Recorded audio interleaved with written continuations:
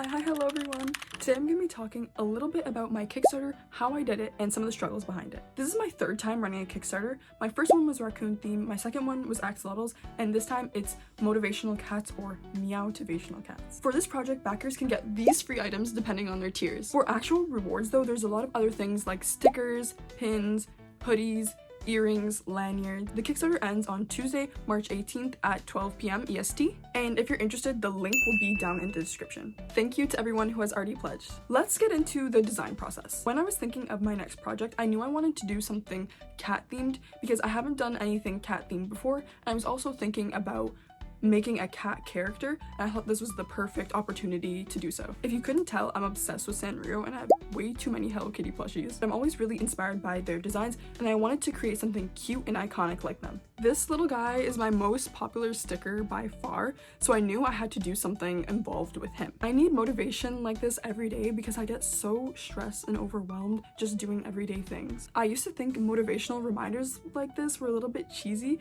but now as a semi-adult, I realize that these are needed. With this project, I wanted to try stepping out of my comfort zone and making a new product. Like the socks and hoodie, it was really difficult for me to choose what design would be best on each of those items, and I went through a lot of versions for each product.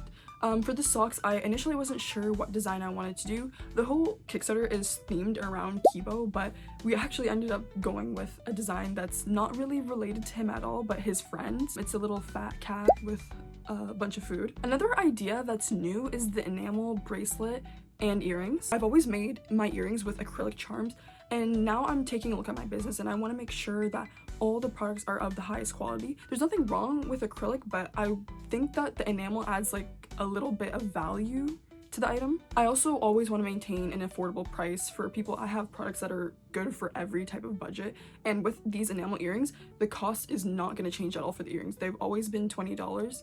And they will remain that way. Because the charms have these little holes at the top, you can literally use a jump ring and attach them to anything. So the same charm is going to be used for the earrings, for the bracelet, for the necklace. For my next axolotl Kickstarter, I plan to have 2 matching bracelets with a black and the pink axolotl, Pebble and Noodle. Because I have this matching Karomi bracelet, Chromie and my Melody bracelet with my boyfriend. I think that would be cute for not only couples but best friends too. It's also something that's kind of unique. I don't really see a lot of artists making bracelets. Let's get into some of the problems that I had. As with any manufacturing, there's going to be issues because there is a language barrier. People also aren't in your head, so they aren't having the same visions that you do for your product. The biggest issues this time around was with the hoodie and socks. I sent over a low quality PNG mock-up of what I wanted the sock to look like.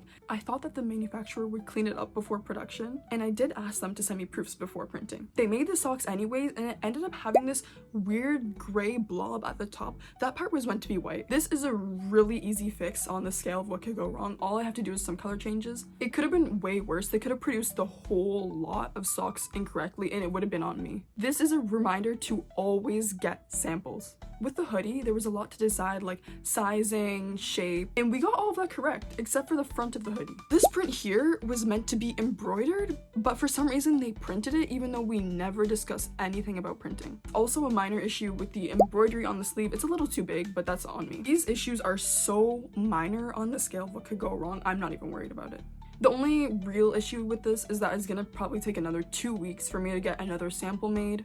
And by that time, the Kickstarter is already over, so I can't even show off the sample that I made. So, say it with me again. Always get a sample. Miscommunications are so common. When I'm designing pins, I always keep in mind how many colors. I try to keep it to 2 or only 3 depending on the design, and then really splurge on 1 pin in the collection. Because every color you add, the price usually goes up. I recently bought myself a new gift of a Pantone book. If you're an artist, you know how expensive these are, but it's going to be really useful for not only pins but designing plushies as well and any other item that's printed. Stickers are some of the most easy things to manufacture simply because all I have to do is draw the image on Procreate and export it as a PNG. For this Kickstarter, I did have to use Photoshop to add text to all the pins and stickers, and that's mostly because I haven't figured out how to use Procreate fonts yet. It was my first time making socks, and I was honestly quite shocked with how simple it was. All I had to do was send over my pattern and show them what I wanted on the front, on the back, on the side, on the top,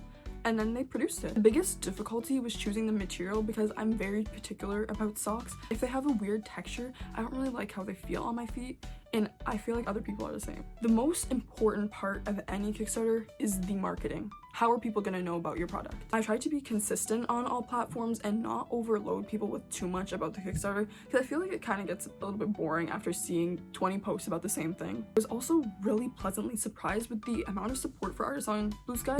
It was definitely nothing to rave about, but definitely better than Twitter. For my last Kickstarter, one of my videos got over 20,000 views, so I'm wondering if TikTok really does help increase the funding. Thank you everyone for watching until the end. If you enjoyed the video, subscribe to see more content like this and studio vlogs. I've learned to stop saying see you next week, so instead I'm gonna say see you soon. 2025 though is the year of consistency. Okay, bye, see you guys soon.